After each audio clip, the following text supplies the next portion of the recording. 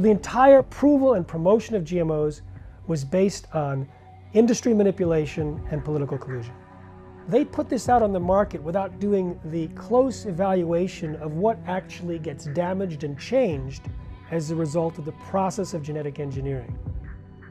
If you look at 30 or 35 or 40 different diseases in the United States, they're all going up in parallel with the increased use of GMOs or the Roundup that's sprayed on those GMOs.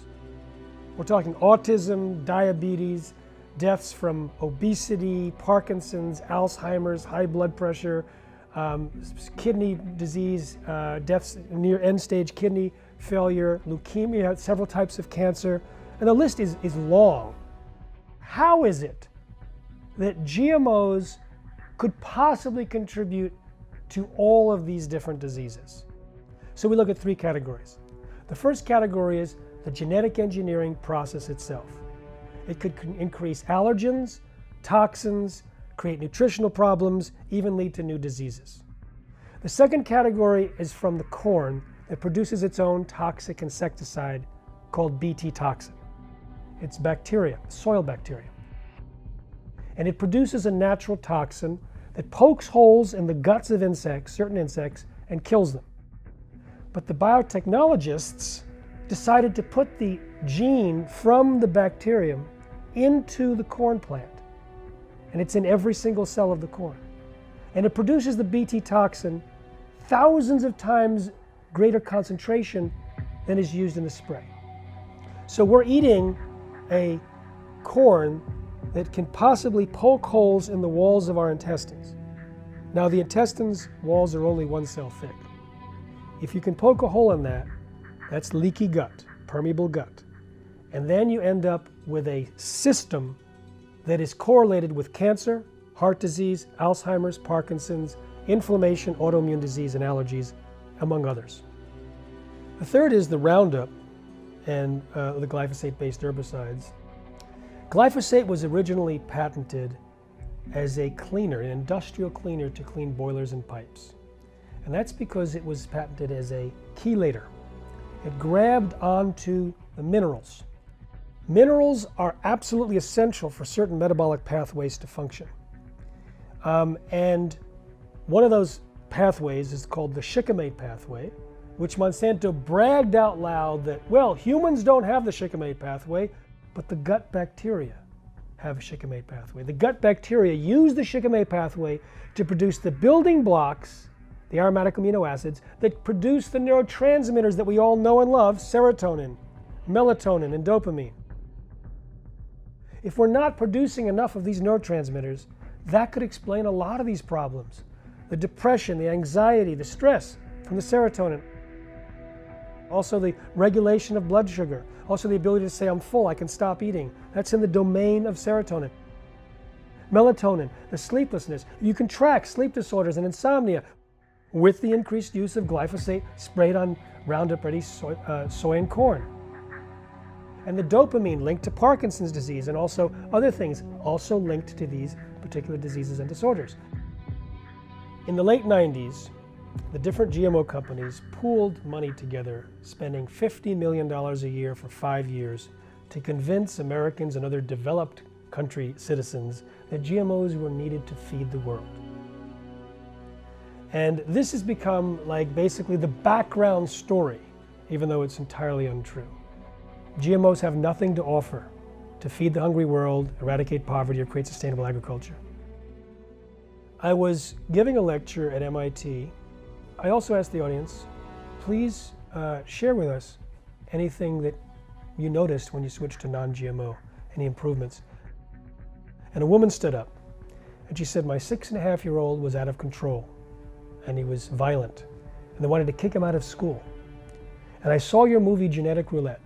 So I changed his diet, all the problems went away. I said, how long did it take? She said, 1 week. Wow. And then she paused and said, within a month, I had a new son. Non-GMO is not enough. Buy organic. Do you want to feed your kids poison, knowing that it's going to cause some kind of slow deterioration? Or do you want to see who's in there that's been suppressed by that food and let that boy or girl come out with full energy and intelligence. I mean, it's amazing the kind of stories that I'm hearing about the transformation that occurs, especially in children.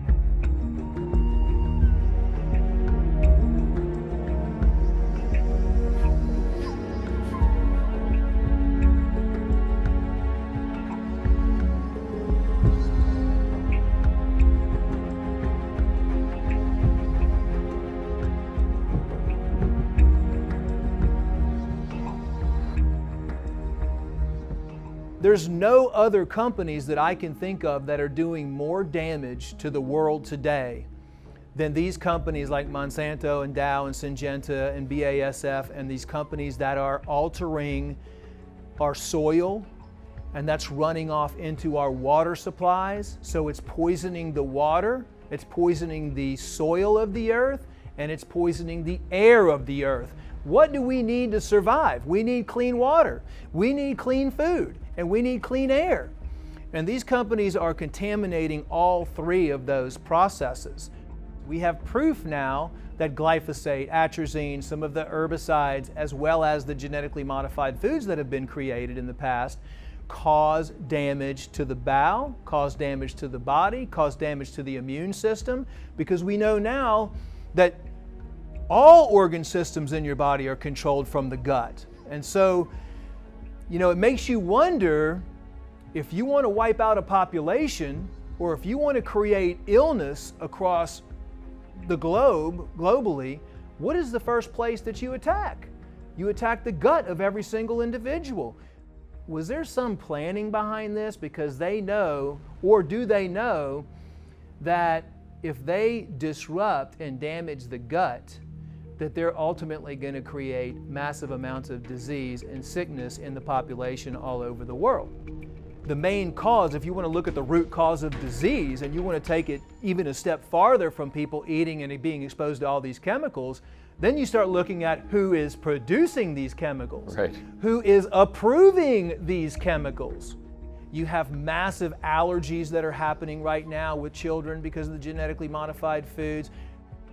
The Columbia University Medical Center just came out with a study on this CRISPR technology, this gene editing technology, and they found hundreds of mutations that can happen using this technology.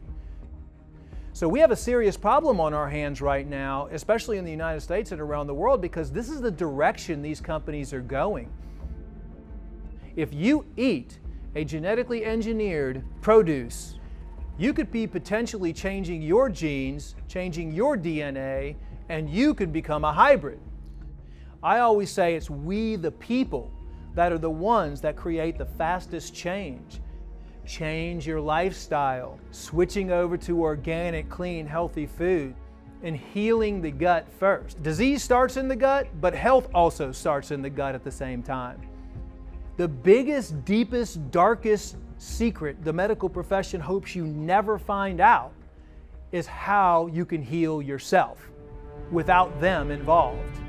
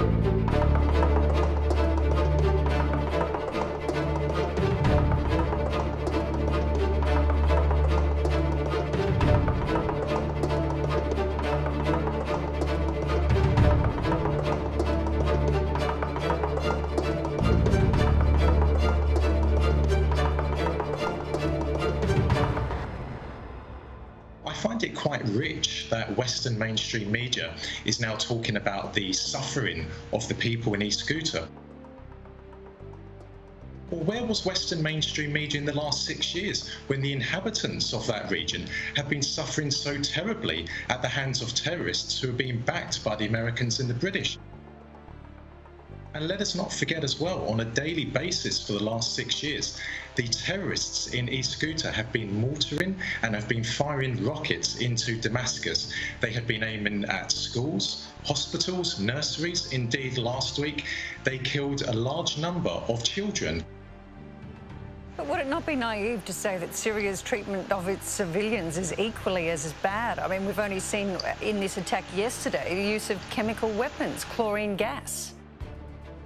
You are relying on the white helmets. They are a propaganda weapon of the terrorists, and they are the brainchild of the British government. And at the same time, even worse than being a propaganda tool, the white helmets are actually Islamist terrorist fighters themselves.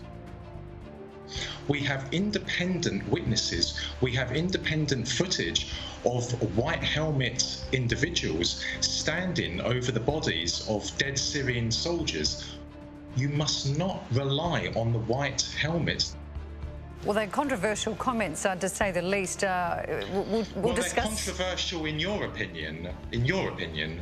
They're not controversial to people in East Aleppo. If you go to East Aleppo today, which was under the control of Al-Qaeda, they will say my comments are controversial. They will say you are controversial. The Syrian army does not target its own people. The Syrian army is targeting terrorists. The reason why ISIS is on the verge of a total defeat in Syria is because of the combined military operations of the Syrian military, the Russian military, and the Iranian military. And quite frankly speaking, the world should be grateful for what Syrian soldiers are doing every single day of the week.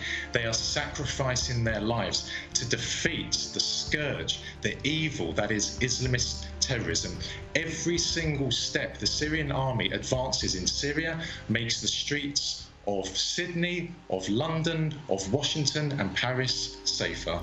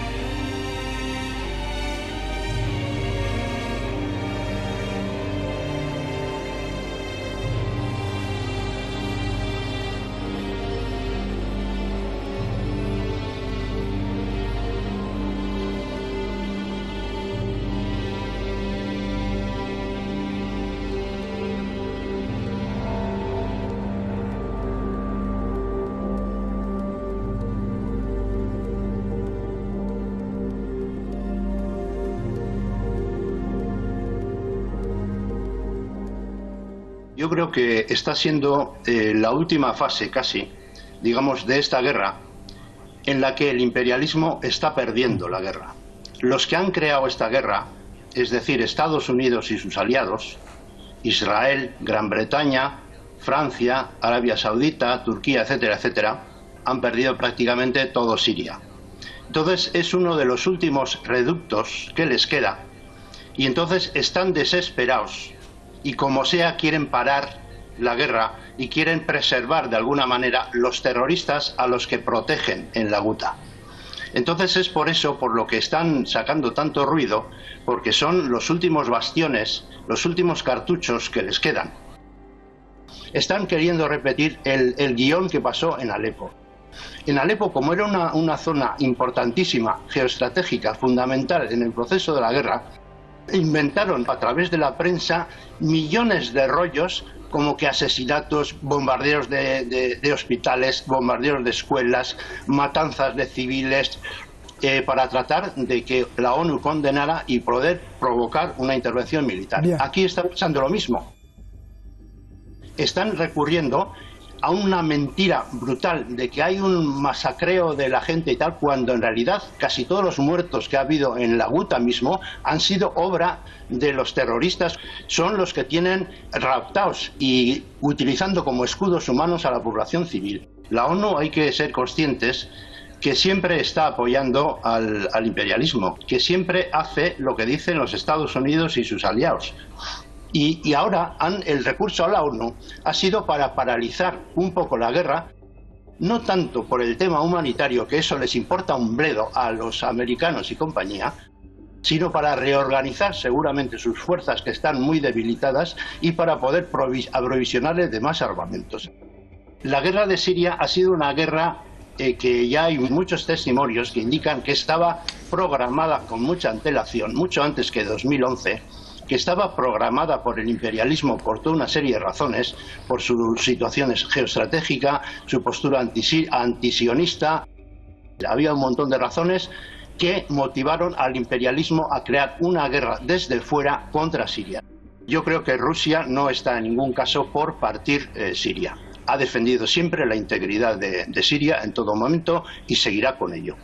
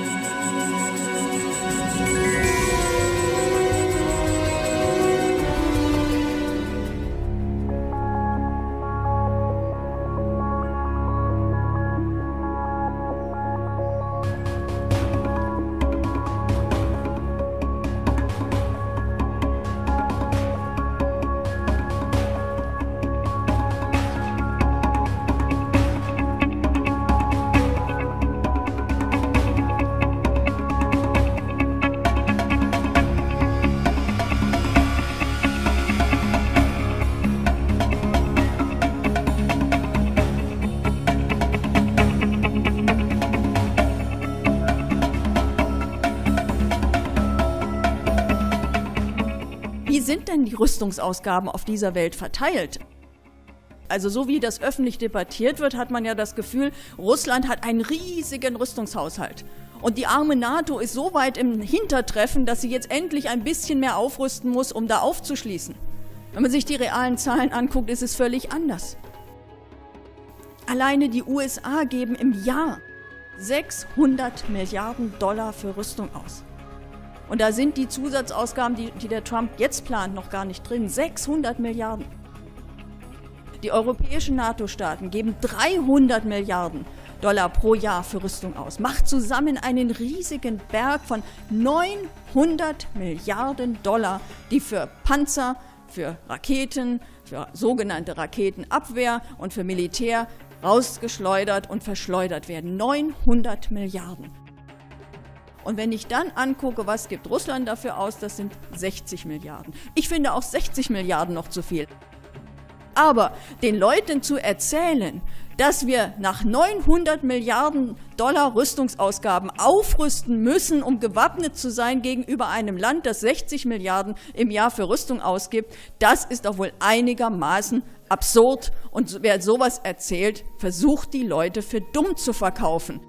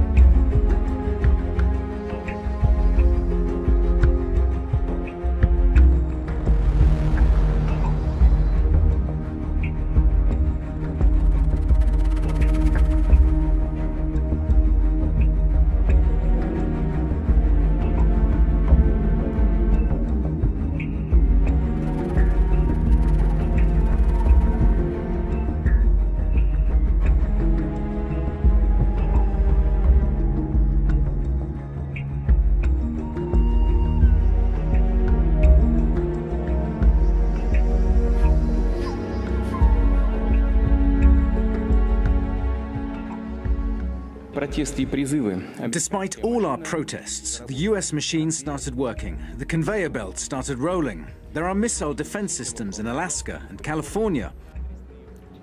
As a result of NATO's eastward expansion, they've set up missile systems at 2 new European locations. One has already been deployed in Romania, and another will be set up in Poland soon. Even now, they're working at full speed. Well, I think that this is a speech of enormous importance. What was Vladimir Putin's intent was to sober up the West and to bring them back to realities. He said that Russia stood ready to defend its friends and allies with instantaneous response to any attack on them.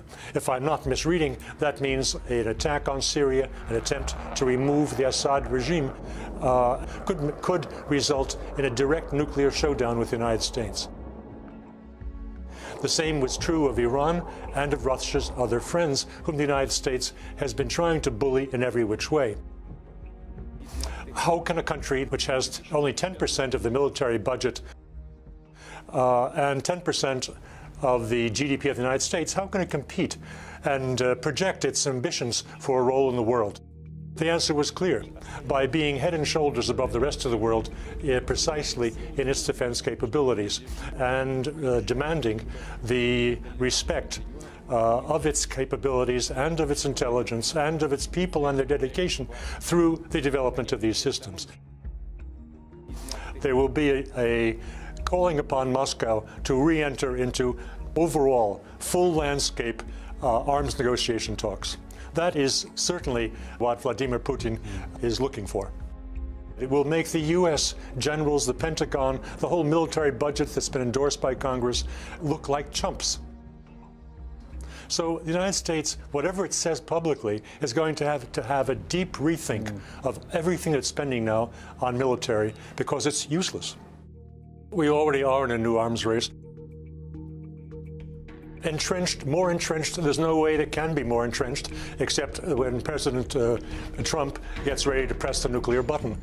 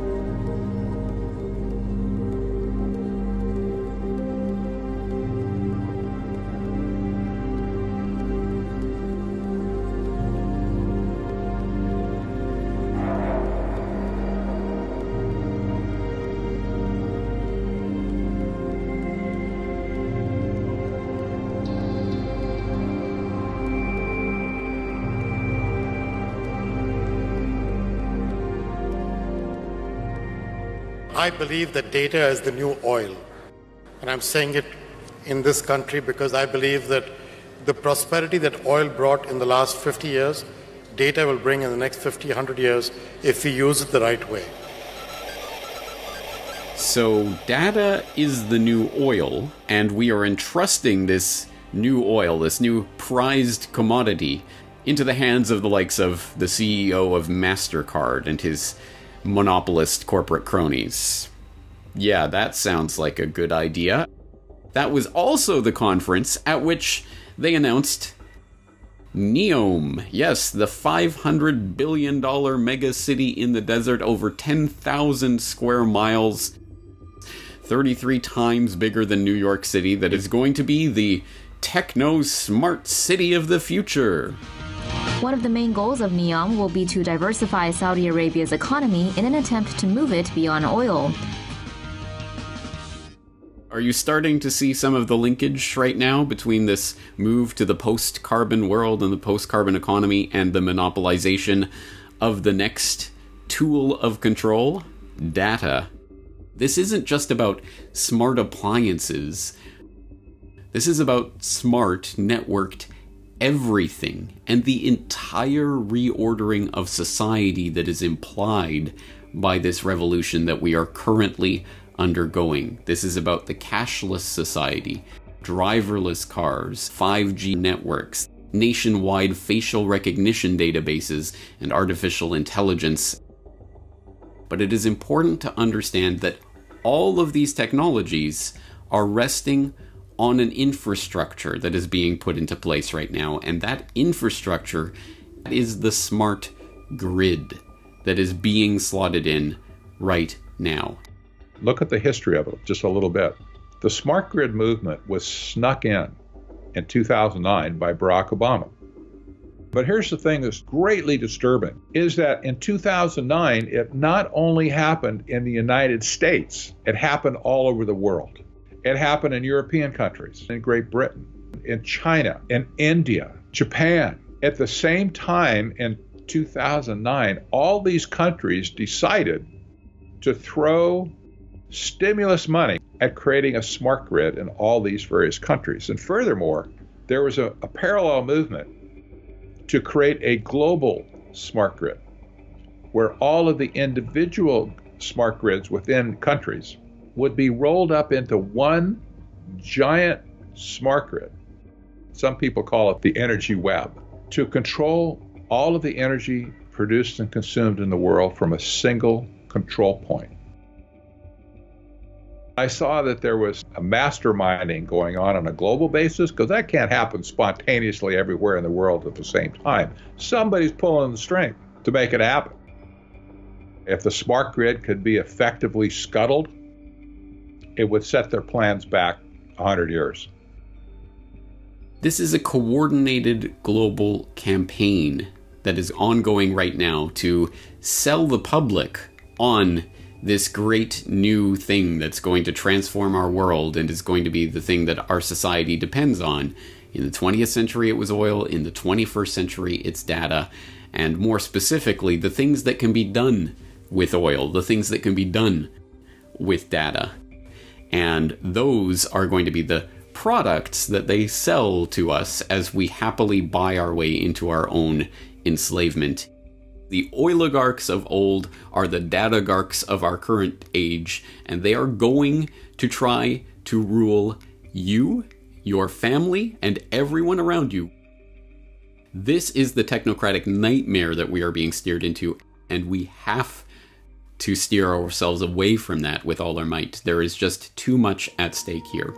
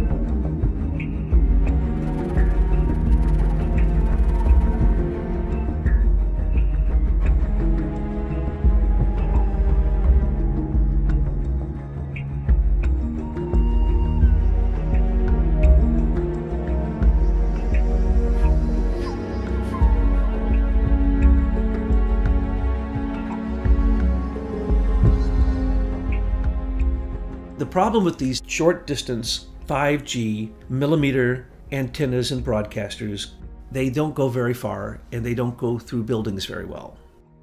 So they already invented a new type of antenna that would make all of these completely obsolete.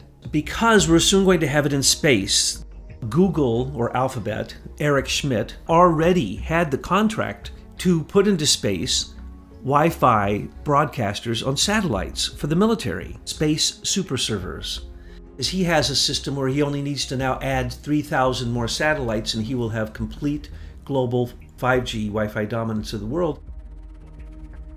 This broadcast of this type of millimeter 5G, as they call it, is like projecting a cloud of electromagnetic frequencies, but on such a high level that it is basically the speed of light.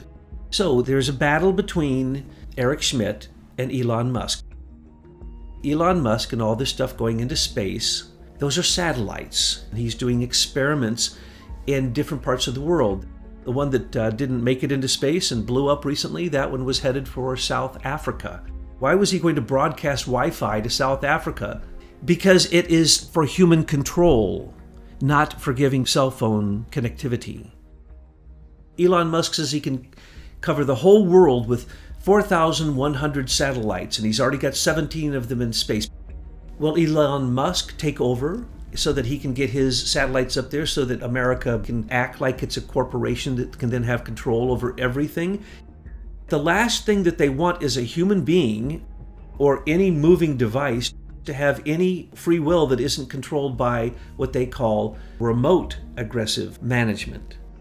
In the Internet of Things, it points out that this type of fascism must be controlled by a system that is pervasive Wi-Fi so that they can turn the human being into wetware. So that they can have off switches in your brain. You can simply set a certain frequency, a millimeter frequency, and beam it to a human being, and their skin, through every pore in their body, its conical shape becomes an antenna. It can receive these millimeter waves, and the wetworks that are inside of them, which are going to be added, will make you controlled by 5G. It's pervasive. No one will be able to hide.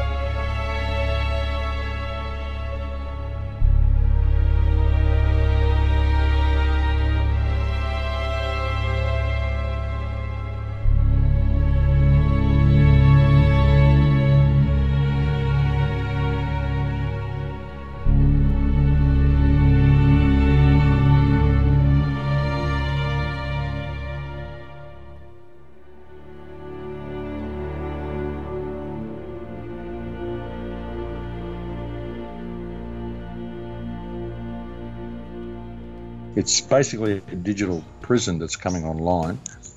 It's a prison whereby everything will become digital, like all transactions will become digital.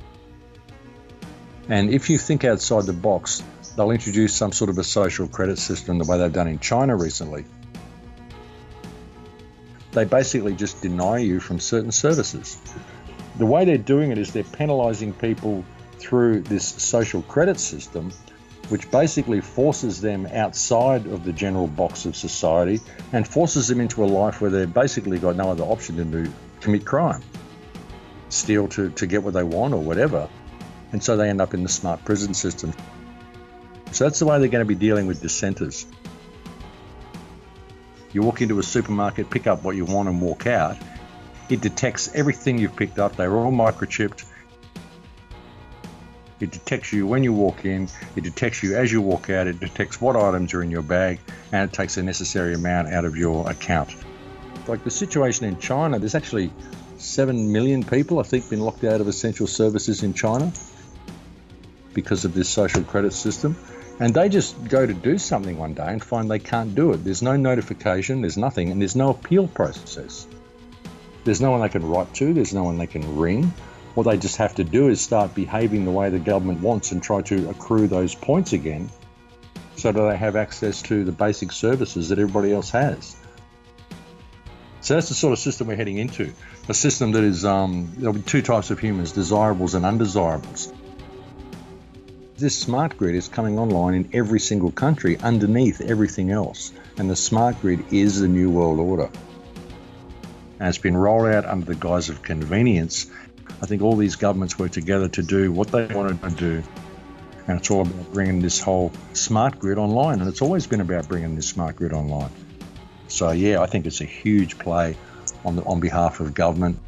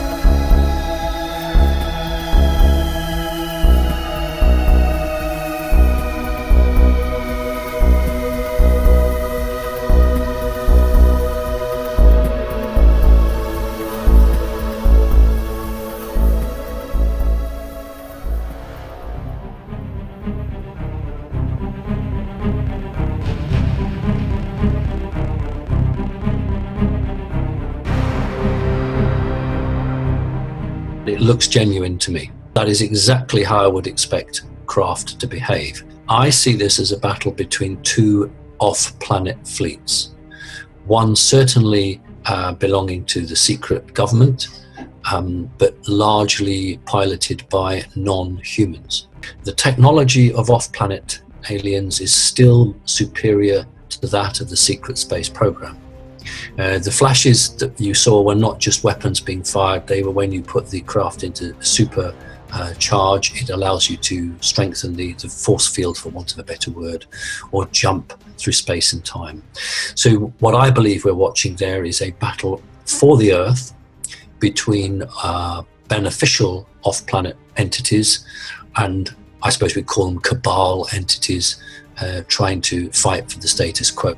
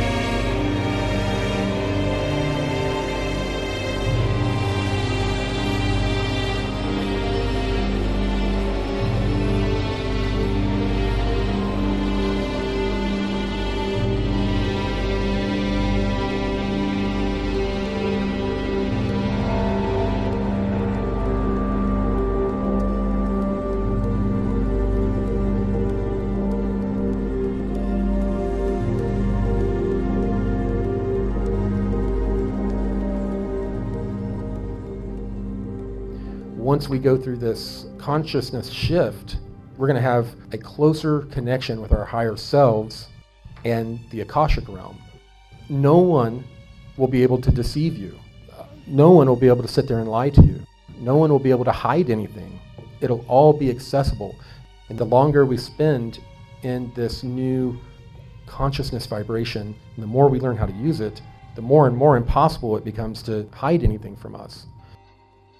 That is the reason why these different Rothschild and Rockefeller groups recently tried to cause a civil war within UFO communities. We're coming together too much for their taste. They cannot allow us to come together and begin to focus and co-create.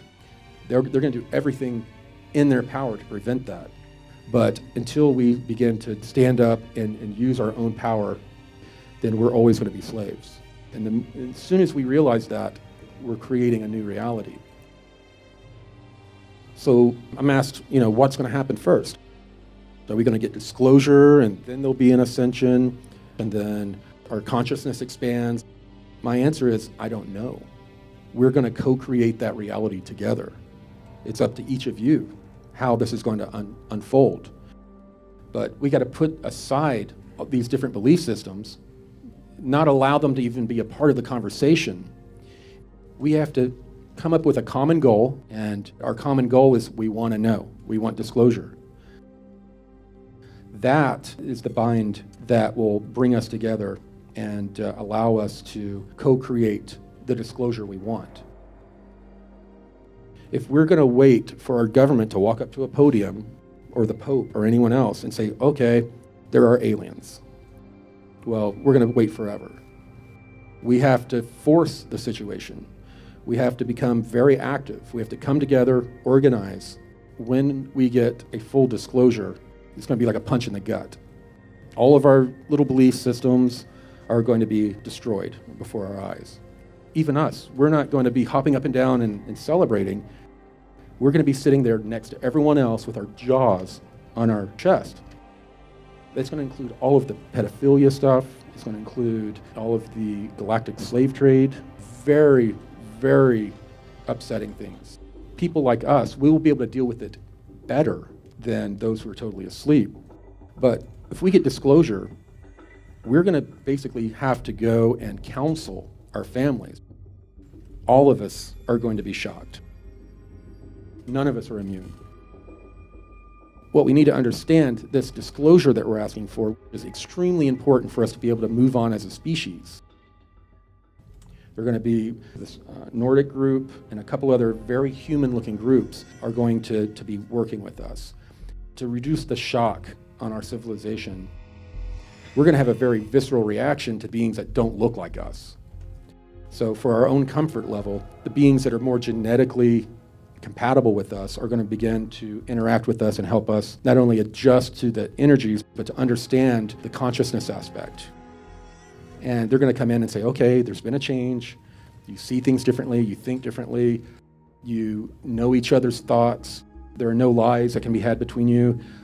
And they're going to take us by the hand as a loving cosmic family member, and they're going to assist us. They're not going to do the work for us. We've got to come together, organize, and begin to demand disclosure. And the best way to do that is not to go out and talk about little green men. The best way to get this out is to talk about the technologies, the suppressed technologies. There's been cures for cancer for 70 years. Every living thing has a bioneural frequency, and they can nullify that frequency. They can go in and detect, okay, here's the frequency of this cancer. And then they apply a field to it that just turns it off. It's that easy. We have a part to play. We can't sit back and wait for an announcement. We can't sit back and wait for a positive ET group to come in. They're sitting back waiting for us, to be honest. They're waiting for us to activate. We have to be a part of a solution. What they want us to know is you don't need religions, you don't need saviors. You are the one that you've been waiting for.